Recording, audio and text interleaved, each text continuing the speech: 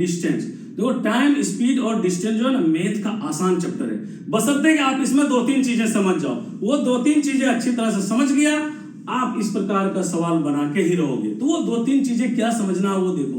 सबसे पहले देखो डिस्टेंस, ये डिस्टेंस अगर निकालना है ना तो टाइम और स्पीड को आपको मल्टीप्लाई करना पड़ेगा। अगर डिस्टेंस निकालना है तो टाइम और स्पीड का मल्टीप्लाई करना पड़ेगा। तो इससे एक आइडिया आपके माइंड में आना चाहिए। वो आइडिया क्या, देखो अगर डिस्टेंस बढ़ेगा या तो आपको टाइम बढ़ाना पड़ेगा या फिर स्पीड बढ़ाना पड़ेगा या दोनों बढ़ाना पड़ेगा। ये क्यों बराबर, मतलब प्रोपोर्शनेट में हो गया। ये इसको प्रोपोर्शनेट में लिख सकते हैं, इसे प्रोपोर्शनेट में हो गया। अगर डिस्टेंस बढ़ेगी तो टाइम बढ़ाना पड़ेगा या तो स्पीड बढ़ाना पड़ेगा या दोनों भी बढ़ाना पड़ेगा, तब हमको होगा आंसर निकलेगा। तो ये हो गया। देखो तो इसको हम शॉर्ट में देख लो, T into S equal to D लिखे हैं, time into speed equal to distance. अब इसी को कन्वर्ट कर देना है, सिर्फ कन्वर्ट। देखो अगर ये हो गया time into speed equal to distance निकल गया। अगर हमको टाइम निकालना है, टाइम, ये टाइम निकालना है, देखो ये टाइम को, तो हम t यहां लिख दिया और d बाय s कर दिया। ये s इधर चला जाएगा ना, इधर चला जाएगा तो नीचे में हो जाएगा। तो t इक्वल टू हमारा निकल गया ये d बाय s।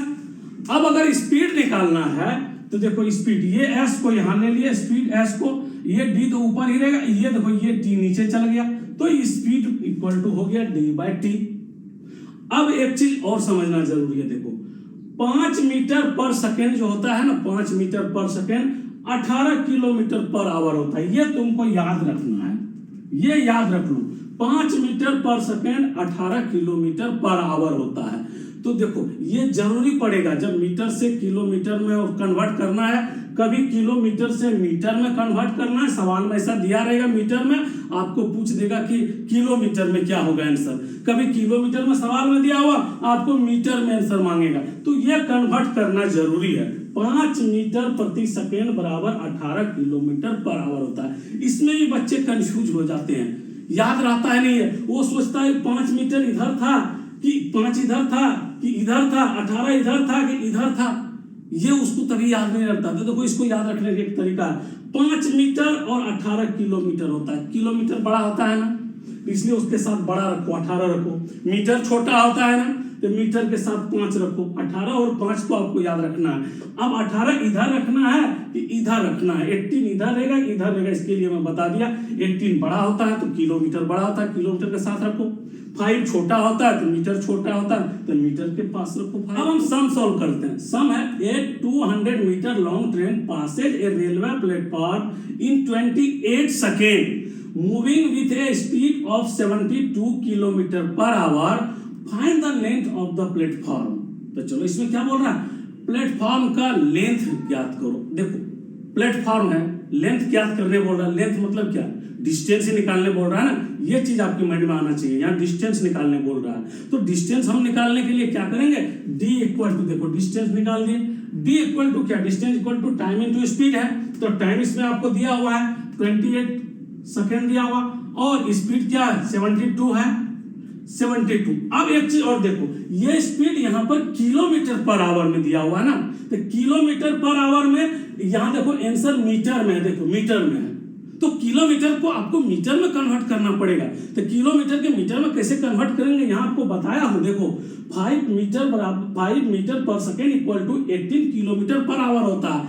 अगर इसी को हम किलोमीटर लिखें, ये खाली किलोमीटर पर आवर लिखें तो ये नहीं हो जाएगा किलोमीटर पर आवर। देखो ये किलोमीटर पर आवर, तो 5/18 मीटर पर सेकेंड हो गया।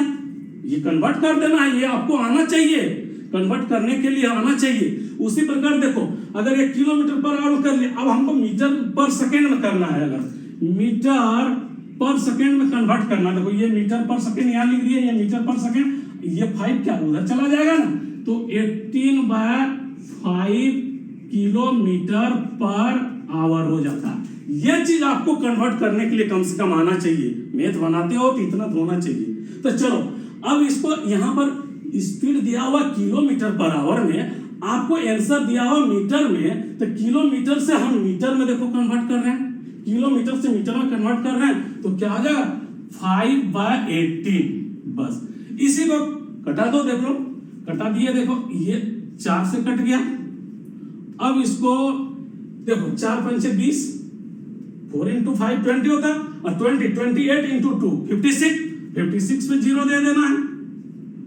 मल्टीप्लाई करने के लिए कि आपको टेक्निक अपनाना है। कैसे हम मल्टीप्लाई करें? बच्चे क्या कर देता है, 28 इंटू 4 करता है, 28 इंटू 4 करेगा, थोड़ा टाइम उसको लगेगा, हो जाएगा, वो भी आसान है।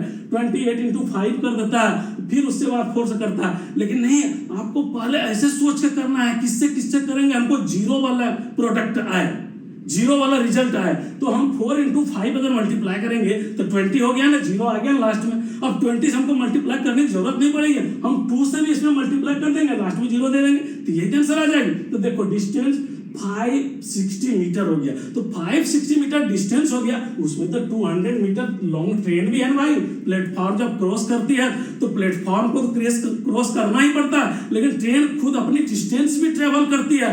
तो इसीलिए प्लेटफॉर्म का डिस्टेंस क्या हो जाएगा, ये 560 में 200 मीटर माइनस हो जाएगा, 360 मीटर ये प्लेटफॉर्म की डिस्टेंस हुआ। यही आंसर आ गई। अब हम नेक्स्ट सम लेते हैं। नेक्स्ट सम है, A goes to a certain place at the speed of 20 kilometre per hour and comes back to the originating point at the speed of 30 kilometre per our.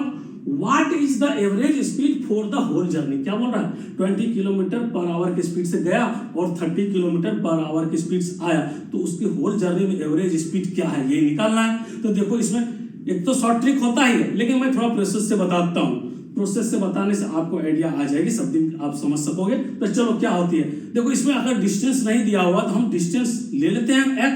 तो x ले लिया distance, देखो x और speed 20 है पहले, और दूसरी में क्या है x और स्पीड 30 है।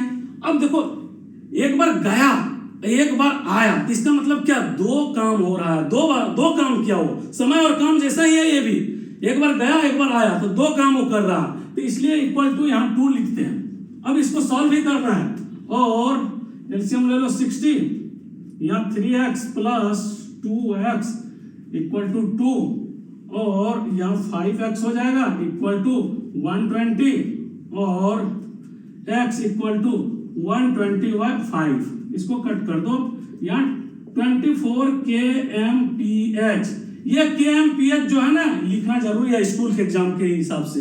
कॉम्पिटिटिव एग्जाम में तो आपको आंसर ही सिर्फ निकालना है। तो देखो ये भी फास्ट ही है, कोई ज्यादा टाइम लेने वाला नहीं है, लेकिन तो पर इसका एक सूत्र होता है, वो समय और काम के जैसा ही होता है। तो समय और काम में नहीं होता है, कोई आदमी इसको 20 दिन में काम कर सकता है, दूसरा आदमी 30 दिन में काम कर सकता है। सेम उसी प्रकार का है, 20 किलोमीटर 30 किलोमीटर।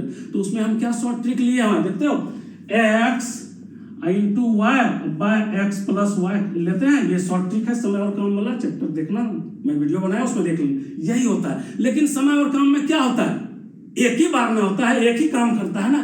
लेकिन इसमें क्या, एक बार गया एक बार आया, 2 बार हो जाता है। इसलिए इसी में सिर्फ 2 से मल्टीप्लाई कर देते हैं, यानी 2xy bye X plus Y हो जाता है। तो देखो इसको हम फिट करके देख लेते हैं।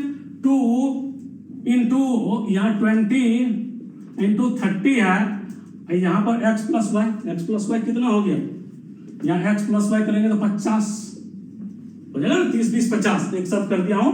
तो इसको अगर मल्टीप्लाई करो तो 2 दूनी 4 दिया 12, यानी 1200/50 हो जाएगा। इसको कट करोगे 24 आ जाएगा। तो ये देखो ये शॉर्ट ट्रिक है। अब हम नेक्स्ट सम ले लेते हैं। नेक्स्ट सम है, A start his journey from Surat to Pune and at the same time B start from Pune to Surat. After crossing each other, they finish their remaining journey in 4.5 hours and 8 hours respectively. Find A's speed if B's speed is 30 km/h. देखो ये सवाल बहुत टेढ़े मेढ़े हैं, बहुत कठिन है, लेकिन इसका एक ट्रिक होता है, वो ट्रिक आपको याद रखना है। इस प्रकार के सवाल में ये ट्रिक आप याद रखोगे तो इसको आसानी से बना लोगे। तो इसका देखो क्या ट्रिक होता है, देखो इसमें होता है A's speed by B speed equal to ये T2 बाय T1। ये देखो एज स्पीड और बीज स्पीड, ठीक है, यहाँ T2 और T1 लिखना है। यहाँ T2 पहले T2 ऊपर T2 नीचे में T1, यानी ये टाइम जो लिया हुआ A का है, ये टाइम B का लिया हुआ, यानी उल्टा कर देना है और इसको अंडर रूट में दे देना है। बस इतना सॉल्व कर लो, इसकी आंसर आ जाती है। तो देखो यहां पर T2 कितना हुआ, T2 8 है, 8 बाय, और T1 कितना है, इसको 9/2 लिखेंगे, तो 9/2, तो 9/2 यहाँ नीचे नहीं लिख करके हम इधर ऊपर तो ले ही जाते हैं ना, यही हो गया। इसको सॉल्व कर लो, 16/9 इक्वल टू 4/3 हो गया। यानी A's speed by B speed equal to 4/3 हो गया। अब देखो बी का स्पीड यहां दिया हुआ है, एक स्पीड निकालना है तो नहीं हो जाएगा, लिखते हैं A speed equal to 4 into ये 30/3 ये दिया हुआ है। देखो बी का स्पीड 30 km/h दिया हुआ, तो 30 दे दिए, इसको कट कर दो, 40 km/h, यही आंसर आ गया। देखो 40 km/h, बस ये शॉर्ट ट्रिक है इसका। अब हम नेक्स्ट सम लेते हैं। नेक्स्ट सम है A is 8 minute late to his work place if he walks at 4/5 of his usual speed, find his usual time taken to reach his work place. देखो ये सवाल डिफिकल्ट है, क्योंकि ना तो इसमें डिस्टेंस दिया हुआ, ना ही स्पीड दिया हुआ, ना ही टाइम दिया हुआ। टाइम तो निकालने ही बोल रहा है, लेकिन इसमें एक चीज जरूर दिया हुआ है। वो क्या दिया हुआ है, अगर वो यूजुअल स्पीड का 4/5 कर देता है तो उसको 8 मिनट लेट हो जाता है। 8 मिनट लेट हो जाता है मतलब कि 8 मिनट ज्यादा टाइम लगता है, ये समझना जरूरी है। ये सवाल में जो है ना, यहाँ से यहाँ तक आपने अगर पढ़ के समझ लिया तो समझो उसकी आंसर आपने दे दिया। मैथ ऐसा चीज है ना, उसका कोई भी चैप्टर का कोई भी सवाल क्यों नहीं है, आपको यहाँ से यहाँ तक पढ़ के समझना आना चाहिए। पढ़ के समझ लिया, आंसर आ गया, यही है मैथ में। तो चलो देखो, इसमें डिस्टेंस नहीं दिया हुआ है तो डिस्टेंस को हम d ले लेंगे, स्पीड नहीं दिया हुआ स्पीड को हम s ले लेंगे, और टाइम नहीं दिया हुआ तो टाइम को भी t ले लेंगे। टाइम तो निकालने ही बोल रहा है, तो चलो हम सॉल्व करते हैं। d/s, डिस्टेंस बाय स्पीड क्या होता है जानते हो ना, टाइम होता है। टाइम लिख दिए। अब ये देखो, ये यूजुअल टाइम है उसकी, ये यूजुअल टाइम, रेगुलर टाइम जो लगता था ना वही है। अब उसने क्या किया, स्पीड को 4/5 कर दिया, तो 4/5 कर दिया। अब देखो d इक्वल टू 4s/5 होगा ना, नीचे 5, तो ये नीचे 5 में लिख करके हम ऊपर 5 लिख देते हैं, उसको तो ऊपर ले जाना ही पड़ता है ना। अब ये भी तो टाइम ही होता है, डिस्टेंस बाय स्पीड भी तो टाइम यही है, नया टाइम है, लेकिन इसको न्यू टाइम लिखो, ये न्यू टाइम। अब इस यहाँ भी सोचना एक चीज जरूरी है। देखो स्पीड 4/5 हो गया, स्पीड 4/5 हो गया, डिस्टेंस वही है, तो क्या टाइम ज्यादा लगेगा या कम लगेगा? अरे स्पीड कम हो गया तो टाइम ज्यादा लगेगा नहीं, तो इसका मतलब ये टाइम ज्यादा है, ये टाइम कम है, ये टाइम ज्यादा है। ये चीज आपके माइंड में आ गई, आप आंसर दे दोगे। तो देखो अब इसी को तो सॉल्व कर देना है। ये हो गया 5d/4s, तो 5d/4s माइनस d/s, यही है 8 मिनट बोल रहा है ना, यही तो 8 मिनट लेट होता है, 8 मिनट। तो इसको आप सॉल्व कर लो, और 4s यहां आ जाएगा 5d - 4d इक्वल टू 8, और ये हो जाएगा d/4s इक्वल टू 8, और d/s इक्वल टू 32। अरे d/s क्या होता है, टाइम ही होता है ना, तो d/s तो वही निकालने बोल रहा है, टाइम निकालने बोल रहा है। ये देखो d/s equal to time, usual time, d/s हम निकाल लिए, ये 32 आंसर आ गया। बस देखो, ये तो प्रोसेस से बताया हूं, इसका ट्रिक भी होता है। ट्रिक क्या होता है देखो समझो, ये 8 मिनट है, 8 मिनट देखो, और 4/5 होता है, तो 8 इंटू 4 कर देगा, ये हो जाएगा 32। ये 32 हो जाती है पुरानी टाइम, और नई टाइम हो जाएगा 8 इंटू 5, ये हो जाता है। देखो ये रेशियो जो है ना 4/5 का रेशियो, बस उसी से मल्टीप्लाई कर देना है, ये इसका शॉर्ट ट्रिक है। लेकिन ये भी प्रोसेस से आपको जानना जरूरी है, ट्रिक आदमी भूल जाता है, प्रोसेस हमेशा याद रहता है। हाँ तो बच्चों, अगर वीडियो आप लोगों को अच्छा लगा, ये समझ में आई, तो मैं आप लोगों से निवेदन करता हूं कि आप वीडियो को जरूर से जरूर शेयर करो, लाइक करो, सब्सक्राइब करो और कमेंट बॉक्स में अपना व्यू जरूर लिखो।